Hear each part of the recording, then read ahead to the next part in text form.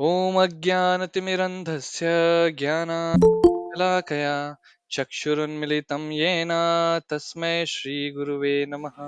मूकं करोति वाचालं पङ्गुं लङ्घयते गिरिं यत्कृपातमहं वन्दे श्रीगुरो दीनतारिणं।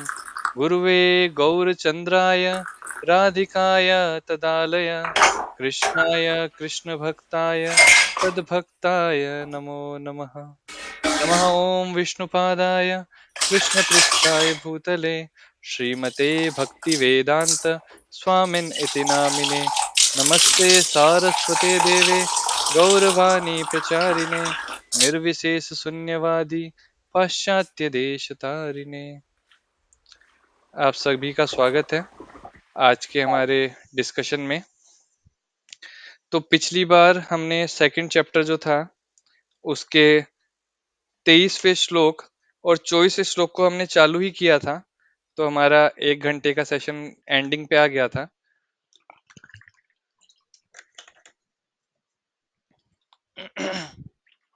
तो आज हम 24वें श्लोक से शुरू करेंगे। और आज जो ये सोल वाला है, जैसे सोल का जो डिस्कशन चल रहा है, ये आज खत्म खत्म कर देंगे और नेक्स्ट डिस्कशन पे अपन फिर आगे बढ़ेंगे। Second chapter Bhagavad Gita 24th श्लोक। अच्छेदयोऽयम् अधायोऽयम् अक्लेद्यो असोष्य एव च नित्य सर्वगतस्थाणुर् अचलो अयं सनातन। This individual soul is unbreakable and insoluble and can be neither burned nor dried. He is everlasting, present everywhere, unchangeable, immovable and eternally the same. तो सेम चीज हम कई बार डिस्कस करते आ रहे हैं कि कैसे जो सोल है उसको आप मार नहीं सकते, जला नहीं सकते, वो अनब्रेकेबल है, इनसोल्यूएबल है। मतलब सिंपल वे में अगर देखें तो आत्मा को हम खत्म नहीं कर सकते हैं। ये हमने यहाँ पे देख रहे हैं। अब यहाँ पे एक शब्द जो आ रहा है वो है सर्वगतः। तो प्रोपा जी इसके बारे में परपट में बताते हैं, सर्वगतः का मतलब सर्व मतलब हर जगह, गतः मतलब हर जगह स्थित है, ऑल परवेडिंग। और ये सिग्निफिकेंट क्यों है, ये लाइन, ये शब्द क्यों है? क्योंकि भगवान का जो क्रिएशन है, ये पूरा क्रिएशन लिविंग एंटिटी से भरा हुआ है। मतलब इस क्रिएशन में हर जगह आत्मा है। अब आत्मा कहाँ कहाँ है? आत्मा धरती पे भी है, जल में भी है, आकाश में भी है, और वायु में भी है, और इवन अग्नि में भी है। क्योंकि हमने देखा कि आत्मा को अग्नि जला नहीं सकती, करेक्ट। इसलिए अग्नि में भी आत्मा है। और इसका प्रूफ क्या है? साइंटिफिकली अगर आप देखें तो लगभग 150 से 200 डिग्री टेम्परेचर जब होता है, तब एक जो जीवात्मा, एक जीव है, वो उत्पन्न होता है अग्नि में, which is one of the cause for the cancer. इसलिए कई बार लोग कहते हैं ना कि अगर आप बहुत ये फास्ट फूड खाते हैं जो ओवन में बना होता है या माइक्रोवेव में बना होता है तो कैंसर होता है। तो उसके अंदर रीजन ये दिया जाता है कि इस पर्टिकुलर टेम्परेचर पे जाके एक वो पर्टिकुलर इंसेक्ट या फिर वो जो भी वायरस या जो भी वो पैदा होता है, तो इवन उतने हीट के ऊपर भी जब वो पैदा हो रहा है, मतलब वहां पे भी आत्मा एग्जिस्ट करती है। तो इसलिए हम यहाँ समझ सकते हैं कि जो आत्मा है उसको कोई जला भी नहीं सकता है, क्योंकि इवन उतनी गर्मी के अंदर भी। और इसीलिए जब साइंस के अंदर कहा जाता है कि जीव कहाँ कहाँ है, लिविंग एंटिटी कहाँ कहाँ है, तो अभी हमारे साइंटिस्ट बोलते हैं कि वो मार्स पर है या फिर मून पे भी हम खोज रहे हैं, है ना। बट रियलिटी में शास्त्र क्या बोलते हैं? हर जगह लिविंग एंटिटी है। इसलिए इवन जो सूर्य है, तो सूर्य पे भी लिविंग एंटिटीज है, क्योंकि वहां भी कोई ना कोई जीवात्मा तो है जो कि अग्नि के भी परे है। अगले श्लोक पे चलते हैं। अव्यक्तो अयम अचिंतो अयम अविकार्यो अयम उच्यते तस्मादेव तस्माद एवं विदित्वैनं नानुशोचितम अर्हसि। It is said that the soul is invisible, inconceivable, and immutable. Knowing this, you should not grieve for the body. So, as far as the soul's existence is concerned, no one can establish his existence experimentally beyond the proof of Shruti or Vedic wisdom. क्योंकि आत्मा की जो size इतनी छोटी है कि हम हमारे नॉर्मल इंस्ट्रूमेंट से देख ही नहीं सकते, तो हम कैसे उसका एग्जिस्टेंस प्रूव करेंगे? है ना। जैसे हवा है, हवा हमें दिखती नहीं है, पर हवा को हम क्या करते हैं, फील कर सकते हैं, और हम कहते हैं कि हवा एग्जिस्ट करती है। उसी तरह से आत्मा को भी फील किया जा सकता है। कैसे फील किया जा सकता है? जब भी कोई बॉडी मूव कर रही है ना, तो हम समझ सकते हैं कि मूव कर रही है क्योंकि इसमें कोई तो एनर्जी है जिसको हमने आत्मा नाम दिया है। और जब वो एनर्जी चली जाती है तो बॉडी मूव करना बंद कर देती है। पर ये शास्त्र के अनुसार अगर हम देखेंगे तो समझना बहुत ईजी हो जाता है। जैसे कि हमने लास्ट टाइम पढ़ा था कि आत्मा का साइज क्या होता है, 1/10,000 part of the tip of a hair. मतलब बाल के कण को 100 भागों में विभाजित करो, फिर जो 100वां भाग है उसको 100 भागों में विभाजित करो, तो वो साइज होती है आत्मा की। पर ये शास्त्र के अनुसार हमने समझा। पर अगर आप इसको साइंटिफिकली प्रूफ लेने जाओगे तो आपको प्रूफ नहीं मिलेगा, क्योंकि हमारे पास ऐसे इंस्ट्रूमेंट ही नहीं है जो उसको प्रूफ कर सके या जो उस आत्मा की साइज को नाप सके। इसलिए we have to accept this truth because there is no other source of understanding the existence of the soul. अब हमारे जीवन में कई ऐसे फैक्ट होते हैं जो हमें ब्लाइंड फेथ करना पड़ता है, जहां हम लॉजिक लगा ही नहीं सकते, इवन फील भी नहीं कर सकते। जैसे कि हमने बचपन में पढ़ा था ABCDEFGHI। अब हमने कभी क्वेश्चन नहीं करा ये कि बी के बाद सी क्यों आ रहा है या सी के बाद डी क्यों आ रहा है ना। उसकी जरूरत हमने कभी महसूस ही नहीं, हमने उस पर ब्लाइंड फेथ करा और उसको फॉलो करने लग गए। 1 2 3 4 5 6 7 8 9 10, क्यों ऐसा गिनती चल रहा है, कभी हमने उस पर क्वेश्चन रेज नहीं करे। तो अगर आप देखेंगे हमारे जीवन में कई जगह हम ब्लाइंड फेथ करते जाते हैं, उसको फॉलो करते रहते हैं, पर बिना उस पर बिलीव करे हुए, क्योंकि हमें आगे उसका रिजल्ट दिखता है। सपोज हम जब जोड़ते भी हैं 1 + 1 = 2, तो हमें मालूम है कि अच्छा ऐसे जोड़ने पे ये नेक्स्ट आना चाहिए नंबर। आगे परपट में प्रोपा जी लिखते हैं, the supreme soul is infinitesimal soul, being unchangeable, can never become equal to the infinite soul or the supreme personality of godhead. This concept is repeated in the Vedas in different ways just to confirm the stability of the conception of the soul. Repetition of something is necessary in order to that we understand the matter thoroughly without error. तो प्रोपा जी यहाँ कह रहे हैं कि हम क्यों बार बार push कर रहे हैं कि आप लोग इस चीज को समझें, और क्यों भगवान यहाँ बार बार बोले जा रहे हैं। कभी बोल रहे हैं आत्मा को कोई जला नहीं सकता, कभी बोल रहे हैं उसको कोई भिगो नहीं सकता, कभी बोल रहे हैं उसको आप सुखा नहीं सकते। अलग अलग रीजन दिए जा रहे हैं। तो कई बार आप ये सोच सकते हैं, अरे भगवान एक बार बोल देते समझ में आ जाता। आपने लगभग 15 से 20 श्लोक आपने दे दिए सिर्फ आत्मा के बारे में। रीजन इज दिस ओनली, क्योंकि repetition of something is necessary in order that we understand the matter thoroughly without an error. नहीं तो हम उसको समझ नहीं पाएंगे। इवन शास्त्र कई जगह बताता है कि 3 तरीके के विष्णु हैं, उनको अगर आप समझ लो तो आप नॉलेज में हो, जिसमें शिरोदक्ष विष्णु, गर्भोदक्ष विष्णु, कर्णोदक्ष विष्णु के बारे में वर्णन आता है। तो अगर कोई इनको समझ लेता है तो नॉलेज में, ऐसा बोला जाता है। पर उनको समझना, उसके लिए भी फेथ होना बहुत जरूरी है। इसलिए आप देखते हैं हम जब बात करते हैं तो हम सिर्फ एक ही कंसेप्ट जानते हैं, ब्रह्मा विष्णु महेश। हम ये नहीं जानते विष्णु में भी कितने प्रकार के विष्णु हैं, हम ये भी नहीं जानते क्रिएशन कैसे हुआ। तो इसीलिए यहाँ पे बताया गया है क्या, कि repetition of something is necessary in order that we understand the matter thoroughly without an error. Chanchal, please take her inside.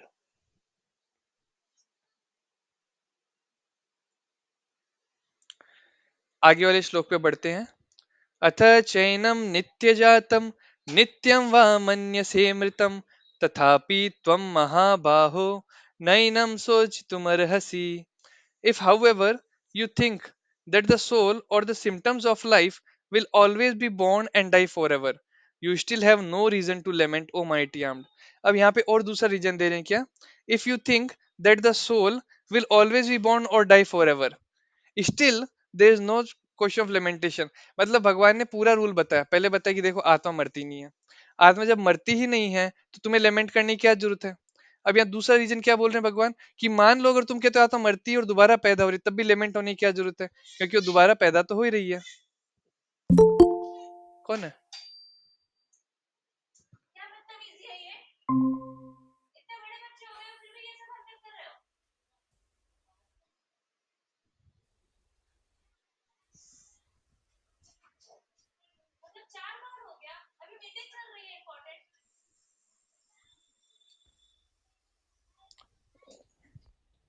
And close the door ना। तो आगे वाले श्लोक पे जाते हैं। अथ चैनम यस, तो ये वाला अभी हम पढ़ रहे थे, राइट? अगर कोई मरता है या जीवित होता है तो उसमें लेमेंट करने की, तो इसके परफेक्ट प्रोपा जी लिख रहे हैं, the modern material scientist and materialistic philosophers also think similarly. According to them, the body is a combination of physical elements, and at a certain stage the life symptoms develop by interaction of the physical and chemical elements. The science of anthrop- anthropology is based on this philosophy. I think किसी का, okay, let me mute. Thank you everyone for joining. Thank you Prathamesh and Akanksha. So the supreme so okay, so तो हम यहाँ देख रहे हैं the modern metal scientist, जो scientist है वो लोग भी क्या बताते हैं कि जो बॉडी बनी हुई है फिजिकल एलिमेंट से बनी हुई है। तो यहाँ कृष्णा ने क्या कहा है, इन केस अगर आप मान लेते हो कि फिजिकल एलिमेंट से भी बनी है, तो क्योंकि कई कितने एलिमेंट हैं, कितने केमिकल्स हैं, वो तो आजकल गंगा में बहाए जा रहे हैं, यमुना में बहाए जा रहे हैं। तो ऐसे इतने केमिकल बहाए जा रहे हैं, तो अगर वो केमिकल बॉडी से, वो एक तरह से मतलब आप कह रहे हो केमिकल से बॉडी बनी है, तो अगर वो केमिकल बह भी गए तो फिर लेमेंट करने की क्या जरूरत है, क्योंकि ऑलरेडी इतने केमिकल बह रहे हैं। मतलब यू सी कैसे भगवान बार बार कोशिश कर रहे हैं कि कैसे तरह से तो अर्जुन को एक रियल ट्रुथ समझ में आए कि there is no, there is nothing called as lamentation in this situation, क्योंकि तुम धर्म के साथ चल रहे हो। पर अगर ये अगर अधर्म वाला होता, अगर केस अर्जुन अगर अधर्म की तरफ जा रहे होते, तो कृष्ण उनको किस तरह समझाते, वो भी आगे आएगा। जहाँ पे नेक्स्ट श्लोका के अंदर उसमें वो कर्म के अनुसार बता रहे हैं। तो यहाँ पे पर्पण में प्रोपा जी फिर लिख रहे हैं, even if Arjuna did not believe in the existence of the soul as in the Vaibhashika philosophy, there would still have been no cause for lamentation. No one laments on the loss of certain bulk of chemicals and stop discharging his prescribed duty. On the other hand, in modern science and scientific warfare, so many tons of chemicals are wasted for achieving victory over the enemy. तो कितना chemical सिर्फ use हो जाता है। अभी जैसे Russia Ukraine का वार चल रहा था, तो कितना केमिकल वहां यूज हुआ है। If there were no rebirth for the soul, Arjuna had no reason to be afraid of being affected by the sinful reaction due to his killing his grandfather or teacher. Next श्लोक पे जाते हैं। जातस्य ही ध्रुवो मृत्युर ध्रुवम जन्म मृतस्य च तस्मात् अपरिहार्येर्थे नात्वं शोचितम अर्हसि। One has to take birth, मतलब one who has take birth is sure to die, and after that one is sure to take birth again. Therefore in the unavoidable discharge of the duty you should not lament. अब यहाँ पे बहुत important चीज आ रही है। यहाँ बताया गया जो जीवित है वो एक दिन मृत्यु प्राप्त करेगा, और जो मरा हुआ है वो भी दोबारा जन्म लेगा, है ना। मतलब जन्म होके मृत्यु, मृत्यु के बाद कर्म के अनुसार उसको फिर एक नया जन्म मिला, फिर वो वहां अपना कर्म फल भोगेगा, फिर मरेगा, फिर एक नया जन्म, फिर मरेगा, ऐसे साइकिल चलता रहेगा। इस साइकिल से अगर आपको मुक्त होना है, तो आपको ऐसी जगह जाना पड़ेगा जहां यह रूल नहीं लगता। जैसे कि एग्जांपल लें, आप अगर रोड पे ड्राइव करते हो तो वहां पे रेड सिग्नल आता है, red signal, yellow signal, green signal. तो ग्रीन सिग्नल का मतलब चलते जाओ, येलो सिग्नल मतलब अब रुकने की कोशिश चालू कर दो क्योंकि रेड सिग्नल आने वाला है, और रेड सिग्नल है तो आपको रुकना है। तो ये नियम किसके लिए वैलिड है, जो उस रोड पे चल रहा है। पर अगर आप ऊपर हेलीकॉप्टर या एरोप्लेन से जा रहे हो, तो आपके लिए वो रेड सिग्नल वाला रूल वैलिड नहीं होगा। आप उस रेड सिग्नल वाली रोड पे, ऐसा नहीं है कि आपको वहां पे हवा में रुकना पड़ेगा कि अरे रेड सिग्नल है मैं अभी आगे नहीं उड़ सकता, नहीं, आप उड़ के जा सकते हो। उसी तरह से जब हम इस मटेरियल बॉडी के अंदर रहते हैं और इस मटेरियल लेवल पे रहते हैं, जो अपने इस धरती पे रहते हैं, तो हम इस बॉडी के नियमों से बंधित हैं। पर जैसे ही हम अपने आप को स्पिरिचुअली इंक्लाइंड करते हैं, हम धीरे धीरे उस बॉडी के रूल्स से परे होते चले जाते हैं। और फिर इसके अंदर क्या होता है, यद गत्वा न निवर्तन्ते तद्धामं परमं मम। भगवान कहते हैं गीता के अंदर कि तुम यहां से अब जब मरोगे, जन्मे मरे, जन्मे मरे, जन्मे मरे, ये चल रहा था। पर इन केस यू एक्सेप्ट भक्ति इन योर लाइफ, तो क्या होता है, जन्मे, मरे, और फिर कहाँ जन्मे, इस प्लेनेट से, ये जो आपका पर्टिकुलर एरिया था इससे आप मुक्त होके ऊपर लेवल पे चले गए। अब जब ऊपर लेवल पे आप चले जाते हो, तो वहां पे आपके धरती वाले रूल वैलिड नहीं होते हैं। जिस तरह मैंने बताया, रेड सिग्नल पे आप जो रोड पे गाड़ी चला रहे थे उसको रुकना पड़ रहा था, पर एरोप्लेन नहीं रुक रही थी। उसी प्रकार से जब आप इस चक्कर से मुक्त होके ऊपर वाले चक्कर में जाते हो, तो नीचे वाले रूल से आप मुक्त हो जाते हो। और उसका प्रोसेस मैंने आपको पहले भी बताया, हरे नाम, हरे नाम, हरेणामेव केवलम कलहु नास्तेव नास्तेव नास्तेव गतिरन्यथा। हरे कृष्ण महामंत्र का हर दिन जप करने से हम इस लेवल से ऊपर वाले लेवल पे आएंगे। इस लेवल पे जो हमें एंजाइटी, डिप्रेशन या फिर जो फोबियाज हैं उन सब से हम मुक्त होके हम पूरा लेवल पे चल जाएंगे जहाँ पे कोई भय नहीं है, वहां पे कोई भी डर नहीं है। तो अब यहाँ पे प्रोपा जी बता रहे हैं परपट में, one has to take birth according to one's activities of life and after finishing one term of activities one has to die to take birth of for the next. In this way one is going through one cycle of birth and death after another without liberation. This cycle of birth and death does not, however, support unnecessary murder, slaughter, and war. But at the same time, violence and war are inevitable factors in human society for keeping law and order. तो बार बार ये एक hammer मारा जाता है कि इसमें murder या slaughter ये सब नहीं है। आप किसी को मारते समय ये नहीं कह सकते कि हाँ, जातस्य ही ध्रुव मृत्यु, ध्रुव जन्म मृतस्य च, तुम्हें मार दिया तो तुम्हारा फिर जन्म हो जाएगा, तो इसमें क्या पाप है? नहीं। इसलिए बार बार गीता में ये बार बार बोला जाता है कि ये वार हो रहा था क्योंकि ये अधर्म और धर्म के बीच वार हो रहा था। ये इंसान और बकरे के बीच वार नहीं हो रहा था कि तुमने बकरा काट दिया या तुमने चिकन को काट दिया और उसको पका के खा लिया। नहीं, वो अगर आप कर रहे हो तो it is a slaughter, it is a murder. उसका आपको फल मिलेगा ही मिलेगा। उसका फल आपको ऐसा मिलेगा कि सपोज अभी आप अंडा खा रहे हो। अब अंडा कहाँ से निकल, पहले तो अंडा खाना ही नहीं चाहिए बिकॉज वो बहुत ही डर्टी प्लेस से निकल के आता है। अ, अगर आप देखेंगे जहाँ से यूरिनेशन होता है या फिर जहाँ से सीमन रिलीज होता है, फ्रॉम दैट पर्टिकुलर एरिया वो अंडा आता है। तो कितना पॉल्यूटेड है वो, एक तरह से आप देखेंगे। और उसको लोग खा लेते हैं। Is nothing but the semen of that hen, of the she hen. तो एक तरह से they are having that semen of the she hen in their normal food. It's so dirty, but still people are having. और उसके अंदर भी क्या है, क्योंकि उसमें लिविंग एंटिटी थी, वो जो मुर्गी का अंडा था उससे मुर्गी बनती, इसलिए वो क्या होता, it's called as the slaughter. तो नेक्स्ट श्लोका पे चलते हैं। एक्चुअली बहुत लोग बहुत ज्यादा इग्नोरेंस में है। दे डोंट अंडरस्टैंड ओनली कि what exactly they are doing, है ना। तो इसलिए this is very much recommended. जो पहले शास्त्रों में बताया जाता है कि शुरू के जो 25 वर्ष होते थे, तो वो बच्चा क्या है, गुरुकुल में जाके शिक्षा अर्जित करता था। और जब वो गुरुकुल में जाता था तो उसको पता रहता था सही गलत क्या है। आजकल क्योंकि हम लोग जड़ विद्या लेते हैं, हम लोग स्कूल कॉलेजेस में जाते हैं, तो वहां पे क्योंकि किसी बिजनेसमैन ने अपने बिजनेस की पूर्ति के लिए इन स्कूल वालों को रुपया पैसा दिया और ऐसा नॉलेज देने पे मजबूर कर दिया है कि ये लोग नॉलेज क्या देते हैं, अगर आप अंडा खाओगे तो आपको प्रोटीन मिलेगा। ना जो कॉमन सेंस, आप अंडा खा के प्रोटीन ले रहे हो, क्या उसके अलावा और कहीं प्रोटीन मिलेगा ही नहीं? तो देर आर मल्टीपल थिंग्स। अगर आप देखोगे, गाय का दूध है आपको उससे भी मिलता है।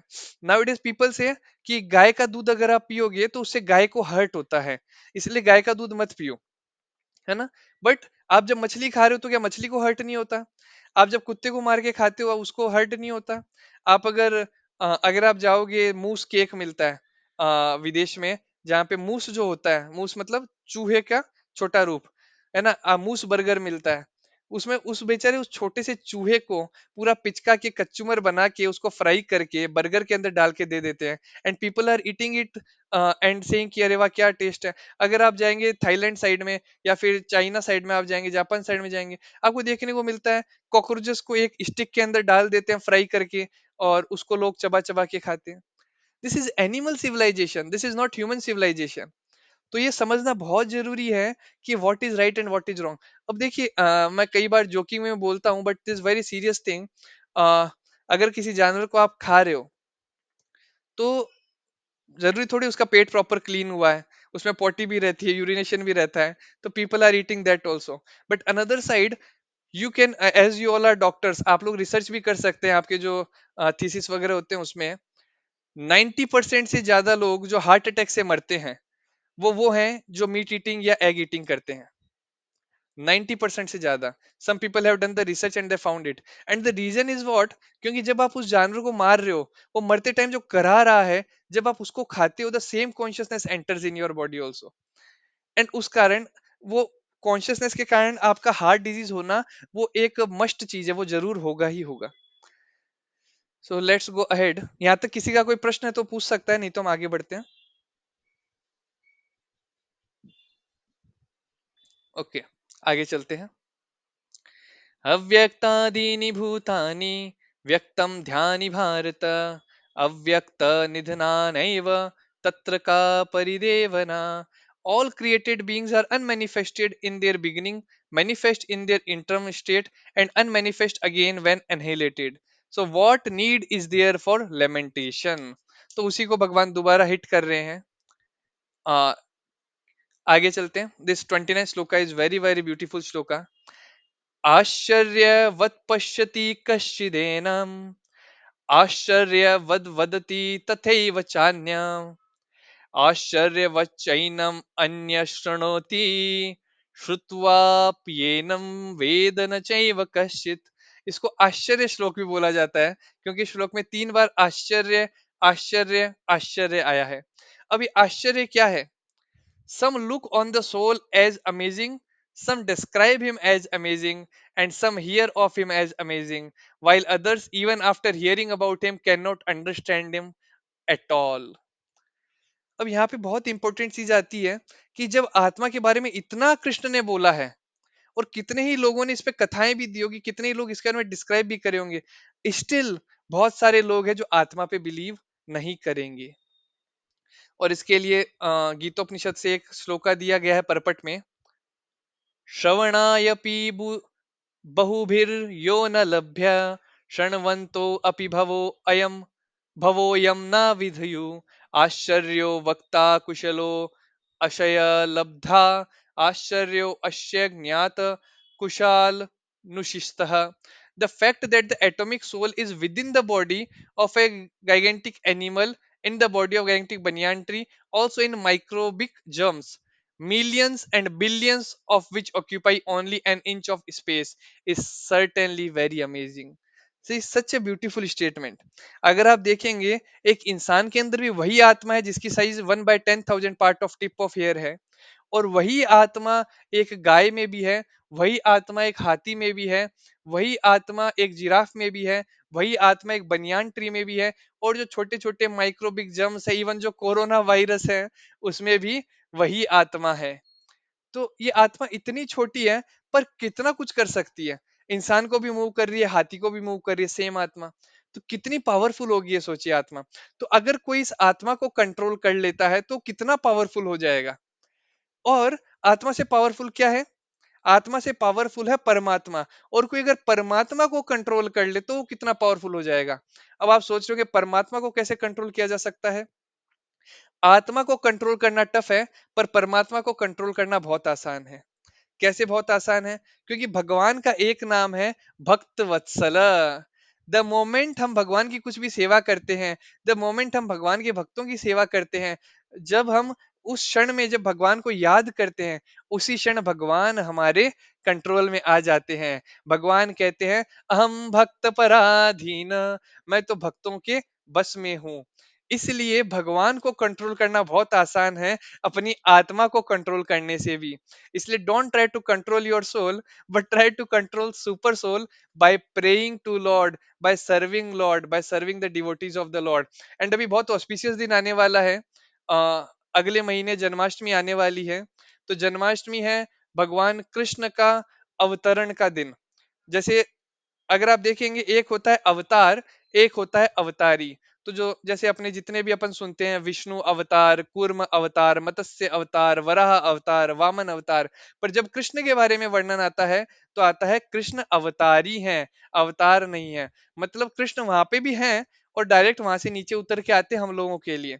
पर उन्हीं के द्वारा एक्सपेंशन होता है बाकी अवतारों का, वो कभी हम फ्यूचर में डिटेल में पढ़ेंगे। पर जैसे मैंने बताया कृष्ण जन्म अष्टमी, तो जन्माष्टमी के दिन भगवान ने प्राकट्य लीला करी अपनी इस धराधाम पे। वो उस दिन देवकी के 8वें गर्भ के रूप में प्रकट होते हैं। देवकी के 6 गर्भ थे, उनको कंस जो था उसने गर्भ से बच्चा होते ही उसको मार दिया। और मारने के बाद में तो कहा जाता है कि वो छह जो है वो छह अनर्था के समान है। काम क्रोध लोभ मोह मद मत्सर्य के समान है। तो छह अनर्था के बाद में फिर प्रकट होते हैं कौन? बलराम जी। तो बलराम जी को कहा गया आदि गुरु। तो गुरु जब आता है तो छह अनर्था के कारण जो कष्ट हुए हैं, उन कष्टों को गुरु मिटा देते हैं, उन अनर्थों को गुरु मिटा देते हैं, और इतना साफ कर देते हैं उस जगह को कि बाद में आठवें कृष्ण जो है वो वहां प्रकट हो सके। तो इस तरह से भगवान कृष्ण जन्माष्टमी के दिन प्रकट होते हैं धराधाम पे, हम सब भक्तों के ऊपर कृपा बरसाने के लिए। तो अभी जन्माष्टमी आने वाला है, और मोस्टली अगले 15 दिनों के अंदर हम लोग भी फंड रेजिंग ड्राइव चालू करने वाले हैं। हम लोग फंड रेज करते हैं क्योंकि जो पूरा मंदिर का खर्चा होता है, जैसे मंदिर में हर दिन हजारों लोगों को प्रसाद वितरण किया जाता है, भगवान का विग्रह सेवा होता है, कई भक्तों को रेगुलर वहां से जैसे अन्नामृत जैसे हमारे कई ऐसे चलते हैं जहाँ पे स्कूलों के अंदर बच्चों को खिचड़ी हर दिन दी जाती है। तो उसका पूरा कलेक्शन हम लोग जनरली जन्माष्टमी के टाइम करते हैं, जो पूरे साल भर कोशिश करते हैं चलता रहे। बाकी टाइम भी धीरे धीरे फंड आता है, पर जन्माष्टमी ऐसा टाइम होता है जब ज्यादा फंड रेजिंग किया जाता है। तो आप लोगों की भी में से किसी की अगर इच्छा हो तो डॉक्टर चंचल को अप्रोच कर सकते हैं, और वो लिंक शेयर कर सकती है आप लोगों से, जिसके द्वारा आप लोग डोनेशन कर सकते हैं। हम ये ऑफिशियल ग्रुप पे नहीं डालेंगे, इंडिविजुअल अगर कोई भी आप करना चाहे तो डॉक्टर चंचल को अप्रोच कर सकते हैं। आगे हम बढ़ेंगे इसमें। इस पर अपने प्रोपा जी आगे लिखते हैं, it is very difficult to find a man who perfectly understand the position of the super soul, the atomic soul, their respective functions are relation and relationship, and all are major and minor details. But, ये but जब शब्द आता है ना, तो but बहुत important शब्द होता है, वो पहले की पूरी बात को हिला देता है। तो यहाँ लिखा है, but if somehow or other one is able to understand the subject matter of the soul, then one's life is successful। अगर कैसे भी कोई इंसान समझ जाता है आत्मा के बारे में कि हम शरीर नहीं, हम आत्मा है, we are not the body, we are spirit soul, तो उसकी लाइफ क्या हो गई है? सक्सेसफुल हो गई है। तो डॉक्टर संध्या, डॉक्टर चंचल, डॉक्टर आकांक्षा, डॉक्टर प्रथमेश, डॉक्टर श्वेता, और जितने लोग इसको यूट्यूब पे भी सुनेंगे आगे इस वीडियो को हम जब डालते हैं, तो आप सबका जीवन सक्सेसफुल हो गया है। और क्यों हो गया है? क्योंकि आपको समझ में आ गया है, you are not the body, you are spirit soul।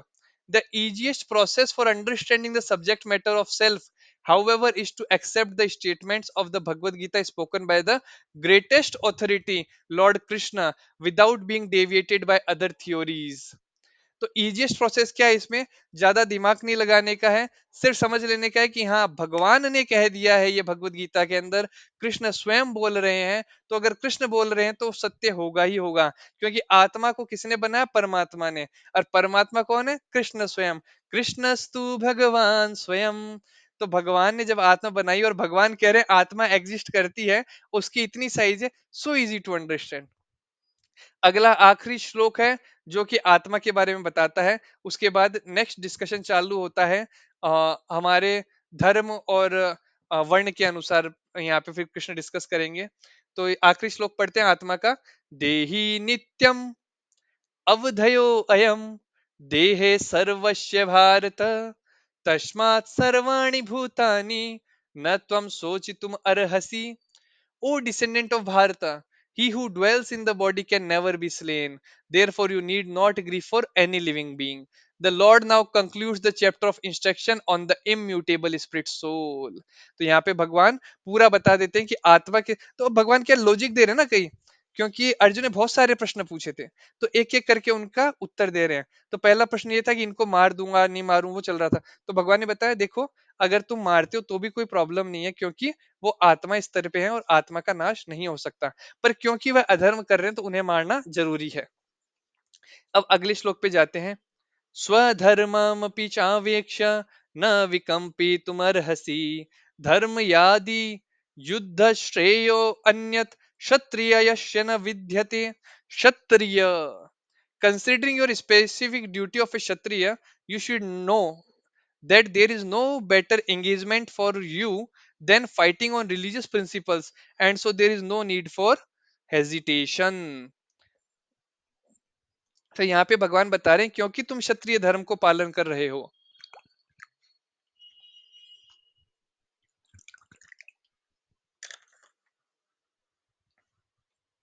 इसे तुम्हें जानना चाहिए कि क्षत्रिय धर्म के अनुसार अगर धर्म के लिए युद्ध हो रहा है तो युद्ध करना क्षत्रिय का धर्म है।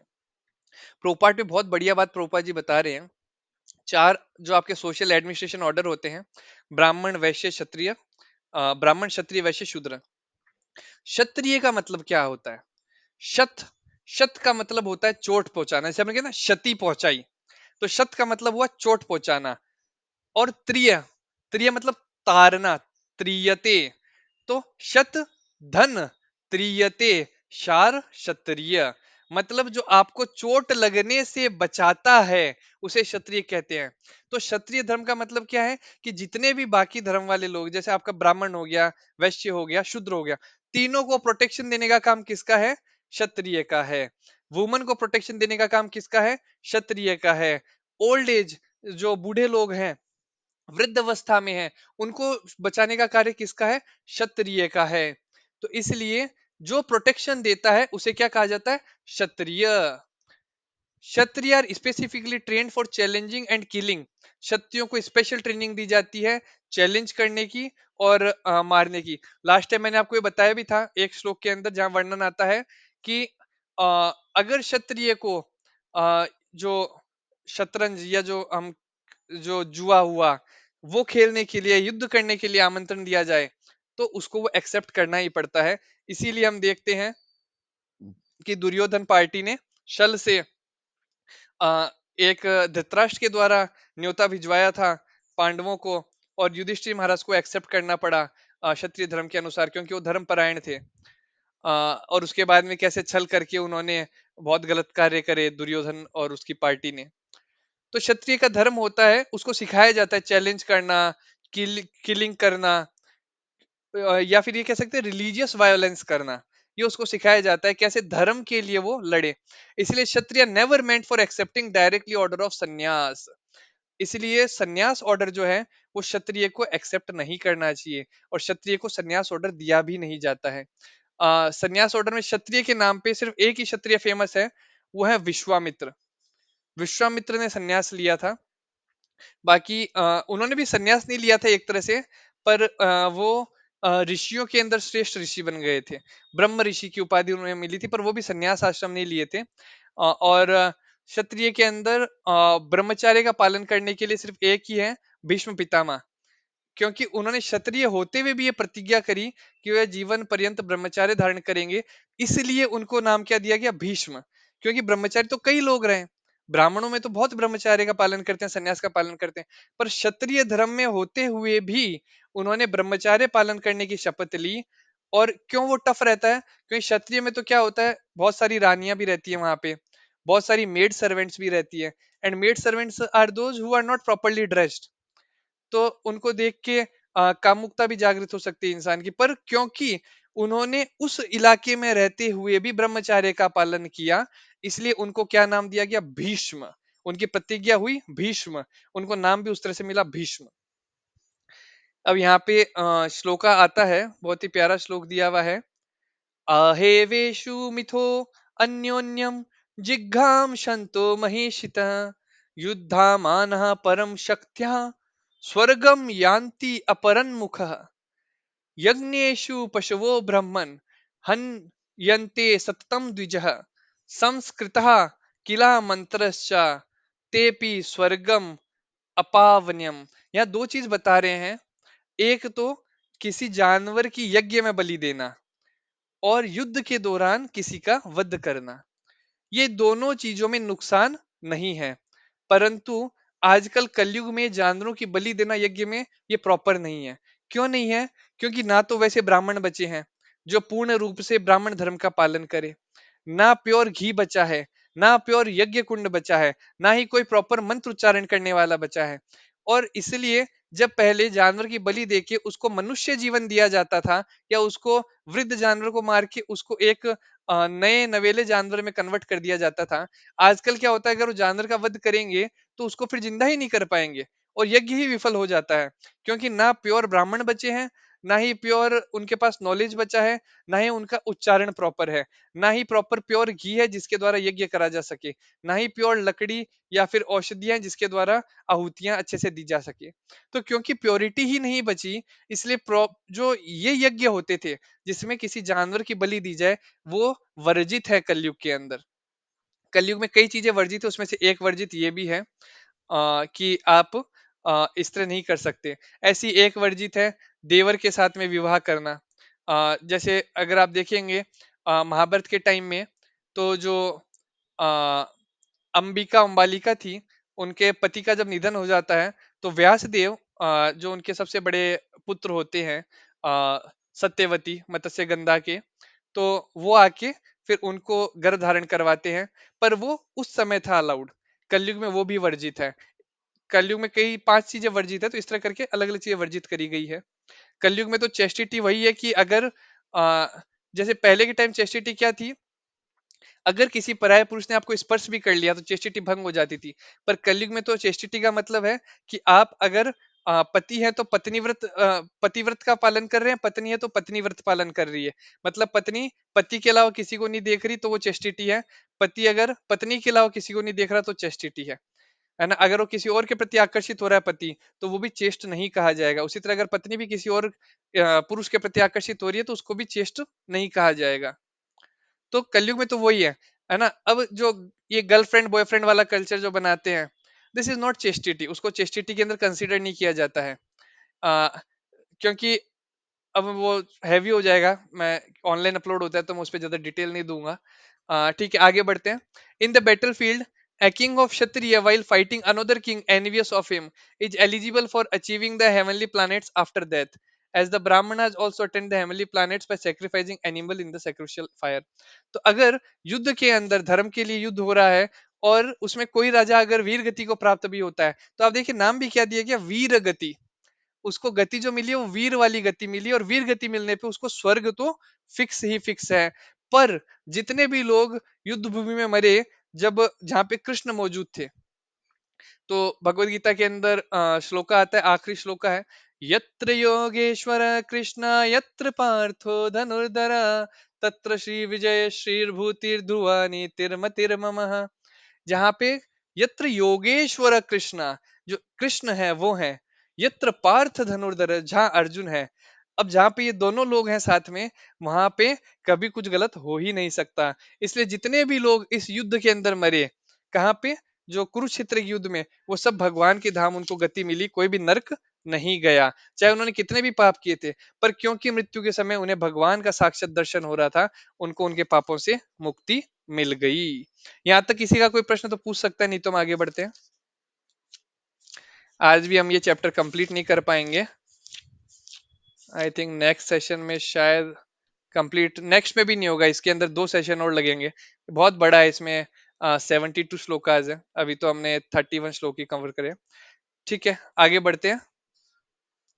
यदृच्छया चोपपन्नं स्वर्गद्वारं पावृतं सुखिनः क्षत्रियः पार्थ लभन्ते युद्धमीदृशम्। ओ Partha, happy are the kshatriyas to whom such fighting opportunities come on short, opening for the doors of the heavenly planet। तो पहले उन्होंने आत्मा के स्तर पे समझाया कि शायद यहाँ भी अर्जुन नहीं समझ पा रहा है, अब उसको वर्णाश्रम के स्तर पे समझा रहे हैं कि हे अर्जुन, तुम्हें तो खुश होना चाहिए कि ये जो युद्ध हो रहा है, क्योंकि क्षत्रिय क्षत्रिय से युद्ध कर रहा है, धर्म के लिए युद्ध कर रहा है, तो इसने तो स्वर्ग के द्वार भी खोल दिए हैं। क्षत्रियो ही प्रजा रक्षम शस्त्र पाणी प्रधान ध्यन निर्जित्य पर सैन्यादि क्षितिम धर्मेन पालयेत। The Kshatriya's duty is to protect the citizens from all kinds of difficulties, and for that reason he has to apply violence in suitable cases for law and order। Therefore, he has to conquer the soldiers of inimical kings, and thus, with religious principles, he should rule over the world। अब यहाँ पे बहुत ही important line आ रही है, apply violence in suitable cases for law and order। ये line क्यों लिखी गई है यहाँ पे? नहीं तो कोई भी आदमी कहेगा कि अरे मैं राजपूत हूँ, मैं सिंह हूँ, मैं क्षत्रिय हूँ, तो मेरे पास एक राइट्स हो गया, किसी को भी मैं गोली मार दूं, अगर कोई अधर्म करता दिख रहा है मैं उसको गोली मार दूं। नहीं, यहाँ पे क्या बताया गया है, नियम कानून के अनुसार अगर आप राजा हो, अगर आपके पास राइट्स हैं as a king, then you can do. अगर आपके पास राइट्स नहीं है या आपको राजा ने नहीं कहा है, जैसे जो फांसी की सजा देता है वो राजा नहीं होता, पर क्योंकि उसको राजा के द्वारा निर्देश दिया गया है कि तुम इसको लटका सकते हो, फांसी की सजा दे सकते हो, तो उसको पनिशमेंट नहीं मिलता है। पर अगर आपको राजा ने नहीं कहा है और आप राजा नहीं हो, उस केस के अंदर it will become a murder. आपको मर्डरर कहा जाएगा, और आपको हत्यारा होने के कारण सरकार से तो पनिशमेंट मिलेगा ही, और बाद में आपके कर्मों के अनुसार भी पनिशमेंट दिया जाएगा। अथ चेत्त्वमिमं धर्म्यं संग्रामं न करिष्यसि तथा स्वधर्म कीर्ति च हित्वा पापमवाप्स्यसि।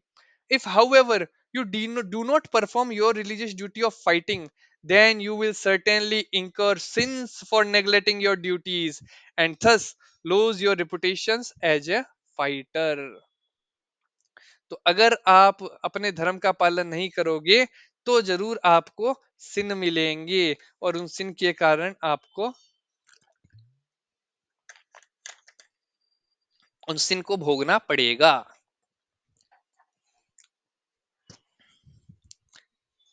आगे चलते हैं। अब इसके अंदर पर्पट में प्रोपा जी बता रहे हैं कि कैसे अर्जुन को बहुत सारे वेपन्स मिले थे। उन्होंने शिव जी को प्रसन्न किया था और उससे उन्हें पाशुपात्र अस्त्र मिला।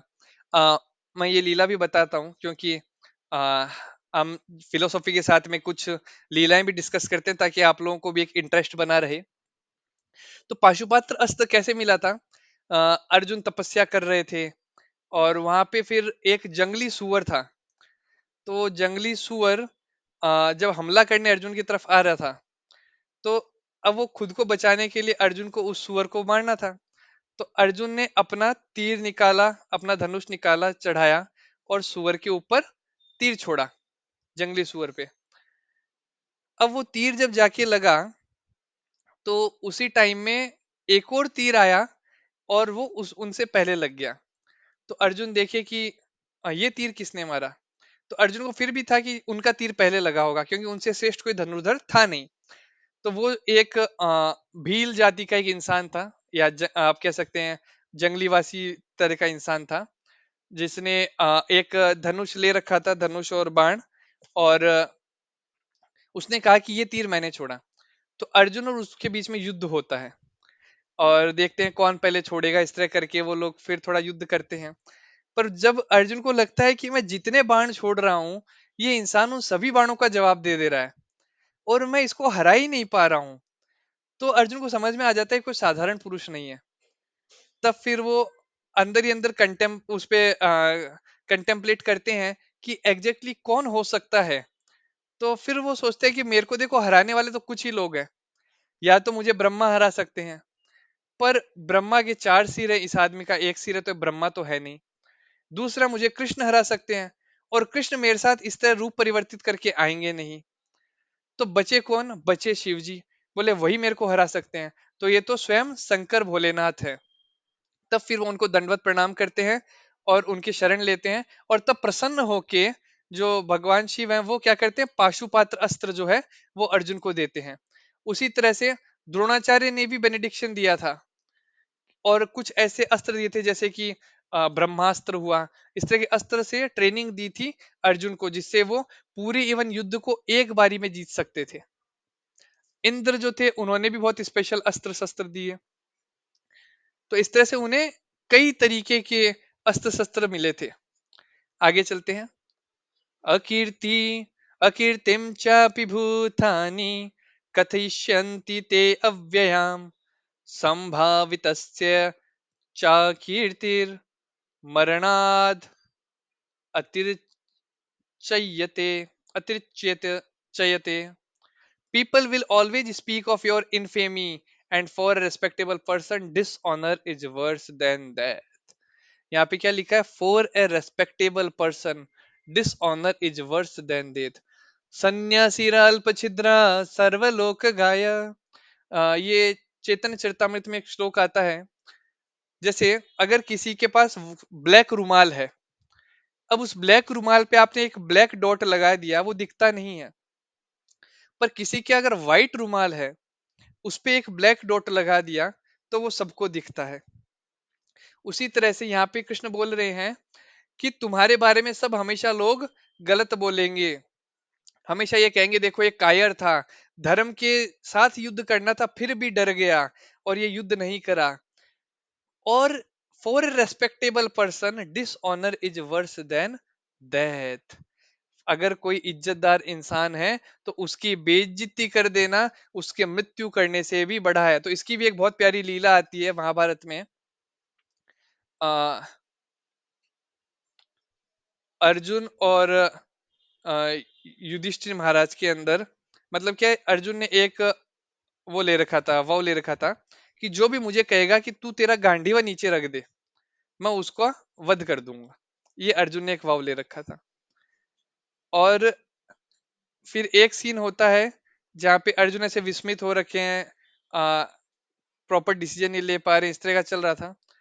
तो युधिष्ठिर महाराज क्रोध में आके बोल देते हैं, अर्जुन तू कायर है तो तू अपना गांडीवा नीचे रख दे। अब अर्जुन टेंशन में आ जाता है कि अरे अब मैं मारूं कैसे, कि मैंने वाव ले रखा है और अब मुझे मारना है और ये तो मेरे ही बड़े भाई हैं, अब मैं क्या करूं, मैं तो फंस गया। तो सबसे अच्छी चीज जो रही है पांडवों की वो ये रही है कि जब भी उनके जीवन में कष्ट आता है वो कहते हैं कृष्ण एक शरणम। उनकी शरण एक कृष्ण ही है। वो 50 लोगों की शरण में नहीं जाते। 50 लोगों की शरण में जाएंगे तो 50 लोग कंफ्यूज हो जाएंगे, हेल्प कहीं से नहीं मिलेगी। पर इनका एक फिक्स है क्या, कृष्ण एक शरणम। तो हाथों हाथ अर्जुन ने कृष्ण को अप्रोच किया और कहा अब मैं क्या करूं, मैंने तो वाव ले रखा है कि मैं जो मुझे गांडीव रखने के लिए कहेगा मैं उसका वध कर दूंगा। और युधिष्ठिर महाराज ने क्या करा है, मुझे कहा है कि गांडीव नीचे रख दो। अब मैं कैसे वध करूं इनका, मैं असमंजस में आ गया हूं। तब अर्जुन यही चीज बताते हैं कि अगर कोई रेस्पेक्टेबल पर्सन है उसको डिसऑनर कर दो, that is worse than death.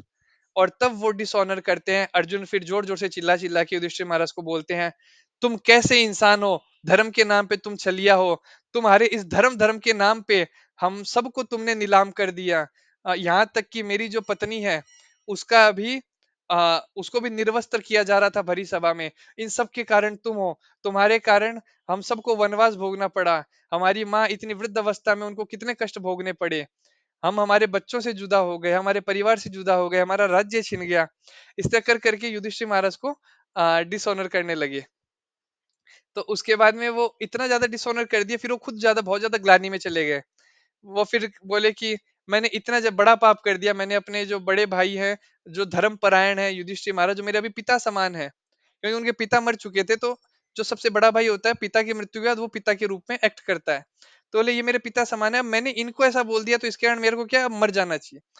तो फिर वो कृष्ण के पास जाते हैं कि मैं तो अभी मेरे लिए यज्ञ बना रहा हूँ, उसके अंदर अपनी आहुति दे दूंगा। तो फिर कृष्ण कहते हैं, क्योंकि कृष्ण एक शरणम, इसलिए कृष्ण हमेशा हेल्प करने के लिए तत्पर रहते हैं। तो कृष्ण कहते हैं कि देखो जिस तरह तुमने दूसरे की बुराई करी, और उसके मतलब होता है रेस्पेक्टेबल पर्सन के लिए क्या होता है, डिसऑनर करना, वर्स देन डेथ है। उसी तरह से एक रेस्पेक्टेबल पर्सन के लिए क्या होता है, खुद की बड़ाई करना भी डेथ के समान है। वो अपने मुंह मियां मिट्टू नहीं बनते, वो दूसरों की ही बड़ाई करते हैं, हमेशा दूसरों को ग्लोरीफाई करते हैं, खुद का ग्लोरिफिकेशन नहीं करते। तो अब तुम तुम्हारा ग्लोरिफिकेशन करो, वो तुम्हारे लिए बराबर हो जाएगा।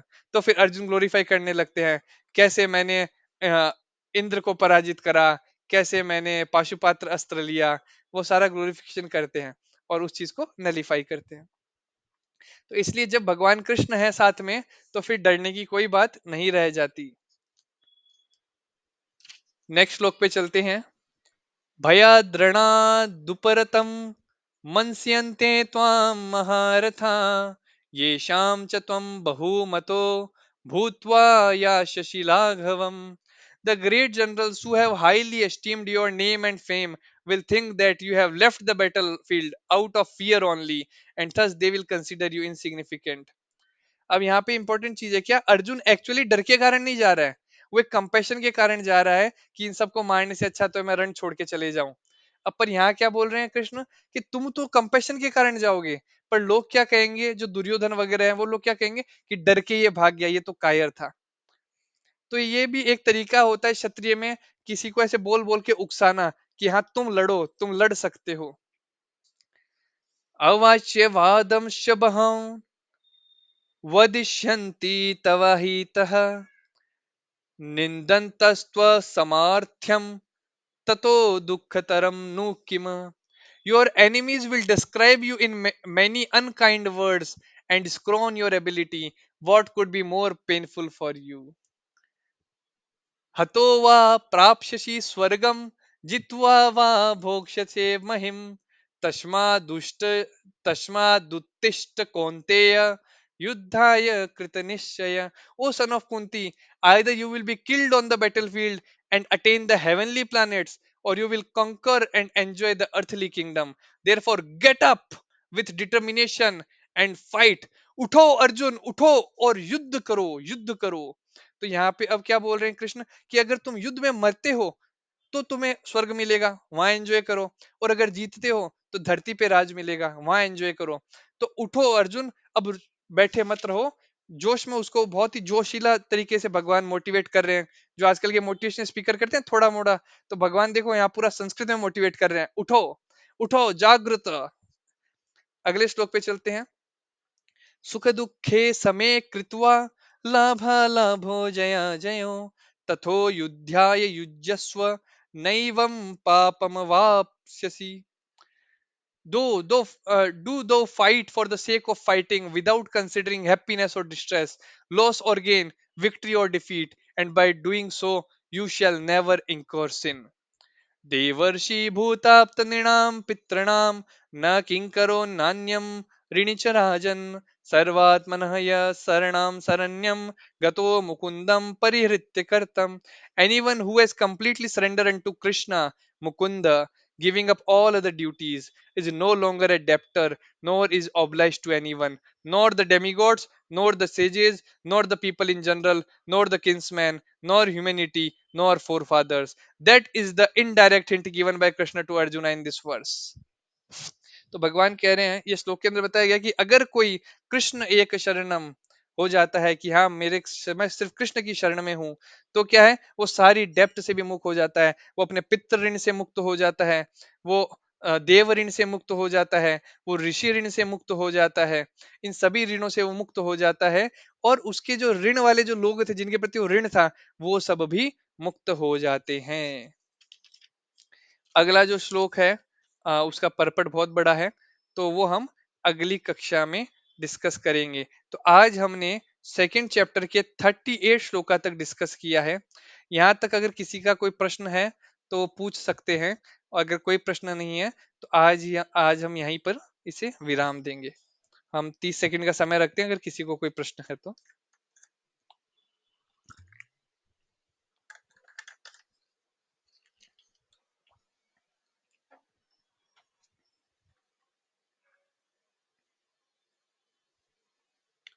ओके, किसी का कोई प्रश्न नहीं है. बहुत बहुत धन्यवाद. श्रील प्रभुपाद की जय. हरे कृष्ण कृष्ण कृष्ण हरे हरे, हरे राम हरे राम राम राम हरे हरे. इति सोडाक्षकं नाम्नां कलिकल्मषनाशनं नाथ परन्तरोपाय सर्ववेदेषु दृश्यते. तो जो हरे कृष्ण मंत्र है, ये जीवन का सार है.